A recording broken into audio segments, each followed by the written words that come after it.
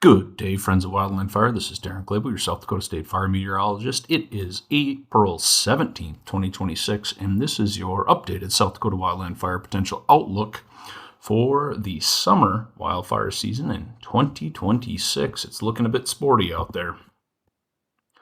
Just as a reminder, we always have to look at what's driving large fire growth during the summer months in terms of our climate predictors. So if we can sit here in April, project forward, and what we're going to be seeing this summer, we can use some knowledge of where we're at today and some knowledge of where we might be at in a couple of months to try to better assess the overall wildland fire potential. So in June and July, we need drought. April, May, June, this is kind of like the three wettest months across, especially western South Dakota. In order to get fires during those months, we definitely need to have drought. Combine that drought with above average temperatures during those same exact months, and then short and long-term precipitation deficits.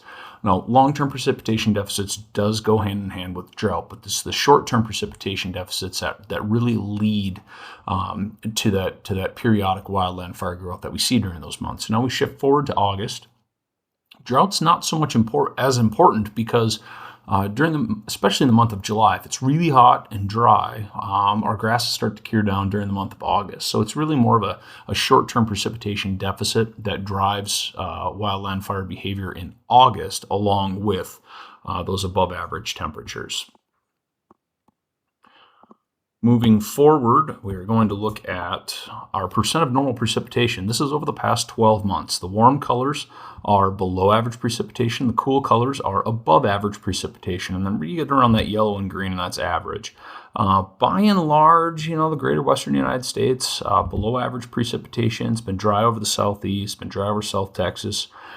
Northern South Dakota, along with a lot of North Dakota, has actually been wetter than average over the past year. And if we zoom in a little bit closer on South Dakota, you can see that. Kind of draw a line from west to east across South Dakota, and everything north of there has been above average. Everything below there, south of there, has been below average in terms of precipitation. The most notably dry areas are south central South Dakota, from Charles Mix to Tripp County, kind of that area.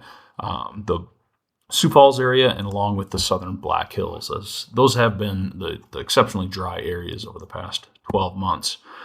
Zooming in a little bit now into the past 90 days, the past 3 months have been exceptionally warm and dry across nearly all of South Dakota. A few of the northern tier counties have been at least average, but you look at southwestern, central, southeastern South Dakota, we're talking exceptional dryness over the past 90 days. Anywhere from 20 to 40% of average precipitation. The one thing I want to point out about that is you can look at it in terms of a percent of average, which looks pretty dramatic. That's the left graph. But if you look at the right graph, that's the departure from normal precipitation in actual water amount. And even if you look at the southern Black Hills, we're 2 to 3 inches short of moisture over the past 30 days. That sounds like a lot. Remember, like 1 or 2 spring thunderstorms can bring that amount of moisture. However, 1 or 2 spring thunderstorms brings it all in one punch. It's not going to bring it over the case of 1 week or 2 weeks or 3 weeks, right? When we get those quick, heavy rainfall, a lot of that runs off. It doesn't soak into the fuels. So even the overall departure from normal precipitation is telling us that the fuels have been sitting exposed for a long period of time. Not to mention we've been in a snow drought, so they haven't even been covered up. And so the fuels are most definitely receptive right now, currently in the middle of April. And if we continue this dry, hot trend, they're going to continue to be receptive throughout the summer months. Again, departure from normal temperature here. It's been obnoxiously warm over the past 90 days in South Dakota. We're looking at 4 to 8 degrees above average over a 90-day period. That is substantial warmth. And I think, if you look at the January to March period over southwestern quarter of the state, I think it was the record warmest 3-month period we've ever seen here in South Dakota. So we've had some dramatic warm and dry conditions across the state. And our U.S. Drought Monitor reflects that. Top left is our drought monitor from back in early December. The larger chart on the bottom right is where we're at this week in terms of the drought monitor. And you can see there's been massive drought expansion across really all of the United States. The only place that really has improved is kind of the upper Ohio River Valley and the Great Lakes area of the United States. It's actually been extremely wet in those areas that are flooding out right now. But the rest of the United States has been seeing these very dry, very warm conditions, and that's especially true for everything west of 100 degrees west in latitude. The western United States has seen a massive snow drought this winter.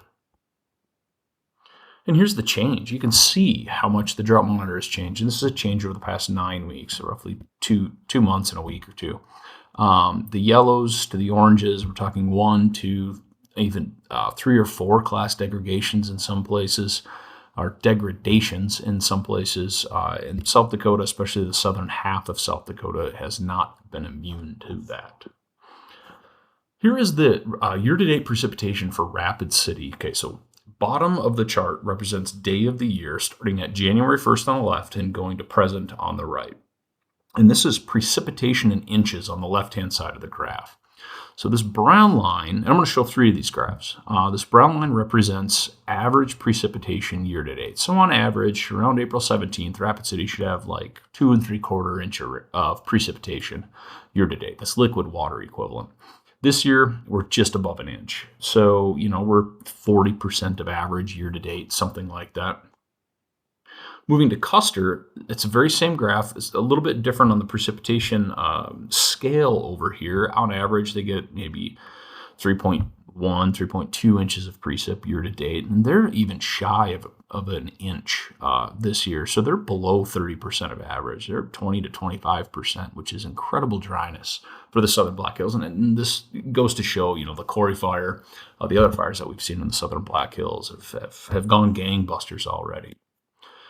This is Pine Ridge. Pine Ridge is in even a worse shape. They're 0.5 inch, and they get 2.7 inches year to date on average. And so they're exceptionally dry. And so southwestern South Dakota, I don't have any graphs for southeastern South Dakota, but it's kind of the same thing. It's been exceptionally dry. So let's look at our near-term weather conditions because we're still in fire season, so we can't discount that. And then we'll look at more of an outlook for the summer months. So over the next 7 days, not a lot of precipitation. Really statewide, 1/4 inch to 1/2 inch, which is average to below average. We're still in that hole. The upper Mississippi River Valley, the Minnesota, Wisconsin, the Great Lakes states, they're going to still see some precip. Got some severe weather planned to come through over the next few days. Northern Rockies might get a little precip. Sierras out in California are looking halfway decent, but the Four Corners region coming up through the northern Great Plains, the Dakotas, not a lot of precipitation expected over the next 7 days. Stretch that out a little bit farther. Here's our 8 to 14 day outlook.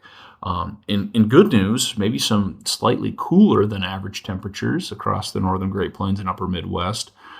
Maybe wetter than average conditions over the Four Corners regions in the southwest, but our area in South Dakota, there's no strong signal one way or the other for below or above or even average precipitation. So it's likely going to be near normal. There's a couple of impulses pushing through that we'll have to track, but I'm not seeing a lot of hope for big-time precipitation events across the state. So let's look a little bit farther out, going into those months of, June, July, and August. Here's the 3-month kind of composite forecast for May, June, and July. On the left is the seasonal temperature outlook. On right is precipitation outlook. So on the left, with very high confidence in above average temperatures. That's pretty much certain. I know it says equal chances across the Great Lakes region. That's really due to all the moisture that they've already gotten. And so that moisture is going to do a lot of evaporation. It'll keep things from really warming up. But I think in the Dakotas, being we've been so dry, I think we're going to continue to be really warm because our soils are just going to absorb that solar radiation and then just warm the air above it. Looking at our precipitation outlook for the Northern Rockies, the Pacific Northwest, and even parts of the Central and Northern Great Plains, the scales are tilting towards below average precipitation across that region. And remember that this is a normally wet period for us here in South Dakota. And so when we start to see, equal chances or some tilts towards below average precipitation during that period, that concerns me, especially coming into the season where we've already seen the dryness. Moving forward even farther into July, August, and September, that dry signal kind of stays for the greater western United States. But then we start to see maybe above average precipitation over the Four Corners region. That tells me that there's a higher potential for a stronger monsoon this year across the Four Corners region. That's largely tied to a burgeoning El Nino that we're seeing in the Pacific Ocean. That part about a bigger monsoon that concerns me is moisture. It can wrap around the monsoon into South Dakota, but it's like mid-level moisture. It's not good Gulf moisture. That moisture tends to bring us more lightning, actually. And so I look at this and I think maybe more potential for ignitions on top of warm, dry conditions. I'm not making that prediction explicitly, but I'm inferring it from the data. And so I have to think about maybe they're late summer months. As we warm up, we dry out, we might have a little bit of moisture from the desert southwest monsoon, just enough moisture to produce some thunderstorms, some mixed wet dry, or even some dry lightning. And so, again, one more thing that I'm going to be looking at as we progress into the summer months. One thing I want to caveat these last two charts with is that predicting above average temperatures during the summer months isn't really rocket science. This right here is a summer month trend, so it's months of June, July, and August for the entire United States in terms of the average temperature trend from 1990 to present. And you'll see that that trend line goes up.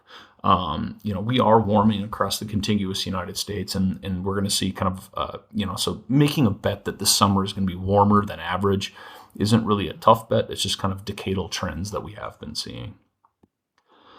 Our seasonal drought outlook, kind of a bleak picture for Central Great Plains, South Dakota, the Western United States, right? Persisting drought or even drought development across this region. So I think across the broader Western United States, inclusive of South Dakota, it's going to be a rough fire season. And a lot of that is attributed to this.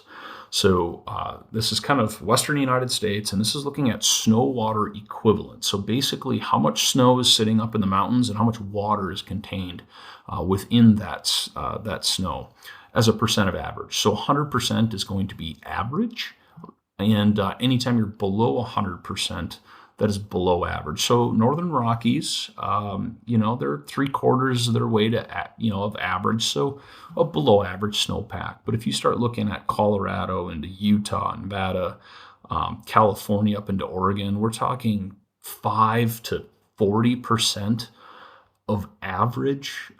This is historical dryness. This is absolutely historical. This is phenomenally dry across the entire Western United States. There's no snow. Snow acts as kind of winter's water reservoir, and that snowpack can then melt throughout the summer months to fill the streams, to fill the reservoirs, provide water for agriculture, for drinking water, everything else. Of course, wet the soils so fires don't get big. But when we don't have snowpack this time of the year, it's going to be a struggle. I think we're going to have a widespread, large fire season this year with national implications and potentially even international implications with moving resources. There'll probably be resource shortages and that kind of nature. So it's not just locally that we have to think about. We have to think about the entire nation, the entire Western United States, especially during this period.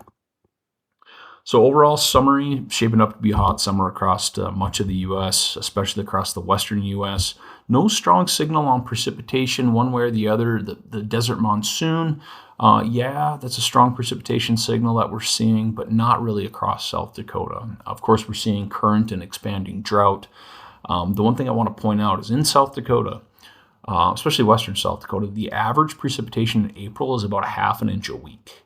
And if we're not getting 1/2 inch a week, we're falling behind. And even these little precip spats that we've been getting, we're talking 1/10 to 2/10 of a week over the past couple of weeks, we're falling behind in our precipitation. And once again, I want to point out there's a widespread western U.S. snow drought. There's going to be a lack of water pretty much everywhere.